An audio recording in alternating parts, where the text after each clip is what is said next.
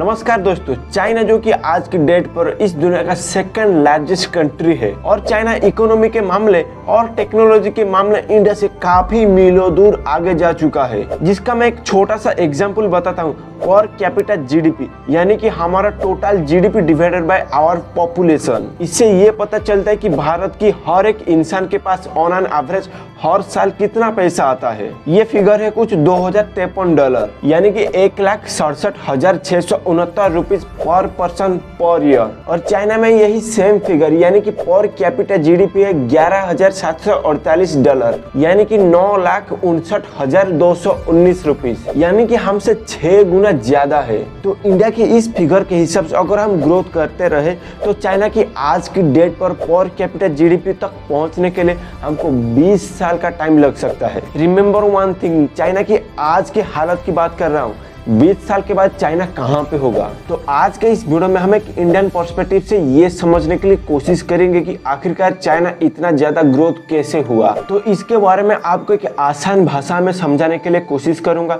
ताकि आपको आसानी से समझ आ सके। अगर आप जियोपॉलिटिक्स में इंटरेस्ट है तो इस वीडियो को एंड तक देखिए, और आप अगर यहाँ पर नए हैं तो मुझे फॉलो करना ना भूलिए।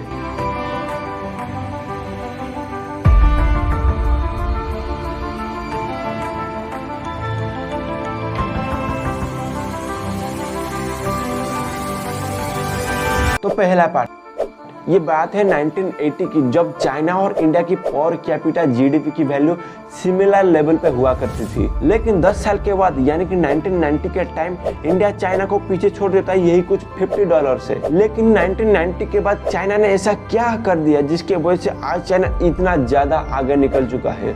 इसका रीजन है चाइना का इन्वेस्टमेंट। तो चाइना खुद जान चुका था कि अगर उसे पूरी दुनिया को डोमिनेट करना है तो इसे सभी कंट्री के साथ अपना जो रिलेशनशिप को अच्छे से मजबूत करना पड़ेगा। और पैसा से रिलेशनशिप कैसे मजबूत बनता है ये आप और मैं ये बखूबी जानते हैं। तो आज की डेट पर करीब चाइना 60 देशों में अपना पैसा को इन्वेस्ट कर रहा है। 2005 से 2022 तक चाइना का इन्वेस्टमेंट को अगर देखेंगे तो चाइना करीब $1,368 बिलियन की पैसा को इन्वेस्टमेंट कर चुका है। और यहाँ पे अगर चाइना की कंस्ट्रक्शन को भी इंक्लूडिंग करेंगे तो चाइना यहाँ पर ग्लोबली $2.27 ट्रिलियन की पैसा को लगा चुका है। तो इस फिगर को अगर आप इंडियन रुपीज में कन्वर्ट करोगे तो ये कुछ इतना होगा। तो बात यहाँ पर खत्म नहीं होता है। चाइना तो पूरी दुनिया भर में अपना पैसा को इन्वेस्टमेंट कर रहा है, लेकिन चाइना बहुत सारे फॉरेन इन्वेस्टर को भी अट्रैक्ट किया अपने देशों में इन्वेस्टमेंट करने के लिए। और बहुत सारे कंट्री भी चाइना के अंदर अपना पैसा को इन्वेस्ट किए। For example Hong Kong, Japan, United state, Singapore, south Korea, Germany,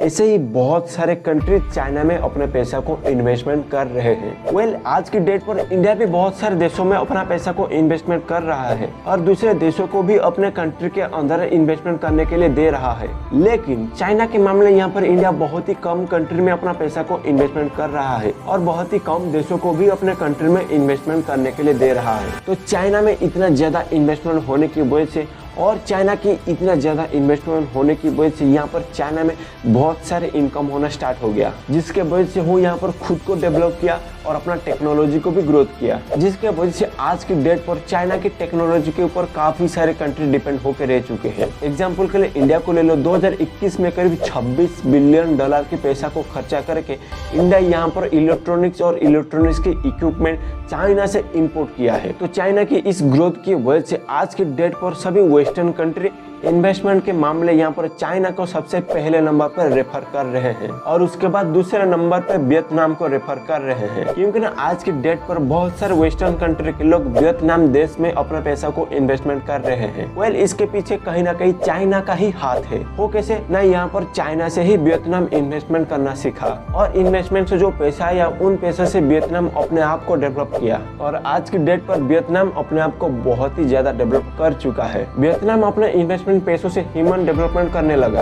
और पब्लिक हेल्थ के ऊपर भी प्रॉपर फोकस दिया। लेकिन आज की डेट पर इंडिया इन सभी चीजों को लेकर बहुत ही पीछे रह चुका है।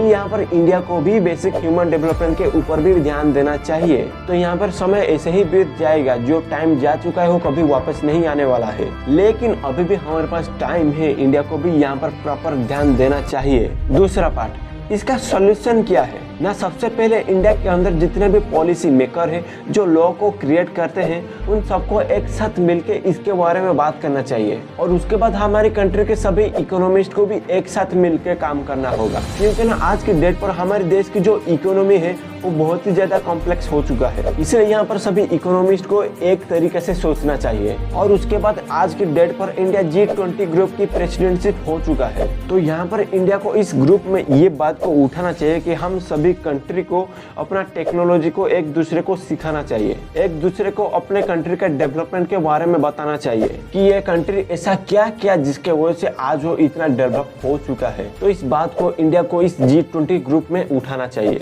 तो यहाँ पर अगर मैं आपको एक अपना ओपिनियन बताऊं तो यहाँ पर सभी कंट्री की डेवलपमेंट को सिर्फ सीखना है, कॉपी नहीं करना है, क्योंकि ना भाई सीखने में और कॉपी करने में बहुत ही ज्यादा डिफरेंस है। तो अगर यहाँ पर कॉपी किया जाएगा तो बहुत ज्यादा प्रॉब्लम क्रिएट हो सकता है। फॉर एग्जाम्पल दूसरे देशों की जो डेवलपमेंट के लिए जो पॉलिसी है वो पॉलिसी सिर्फ उनके देश के लिए ही बनाया गया है, तो वो सिर्फ उनके देशों पे ही काम करेगा। तो यहाँ पर सिर्फ उनके काम को ही सीखना है और उसके बाद खुद के देश की हालत को देख के ही पॉलिसी को बनाना चाहिए, तब जाके यहाँ पर सभी कंट्री डेवलप हो सकते हैं। तो फ्रेंड्स ये था आज का हमारा वीडियो। तो वीडियो कैसा लगा मुझे कमेंट में बताना और इस वीडियो को देखने के बाद तुम्हारा क्या ओपिनियन निकलता है कमेंट में मुझे ये भी जरूर बताना। और उसके बाद अगर आप चैनल में पहली बार विजिट कर रहे हो तो चैनल को नीचे सब्सक्राइब भी कर देना ताकि आपको फ्यूचर में ऐसा ही इंफॉर्मेटिव वीडियो मिलता रहे। तो आज के लिए इतना ही, हम फिर मिलेंगे नेक्स्ट एक वीडियो में। तो तब के लिए जय हिंद, जय भारत।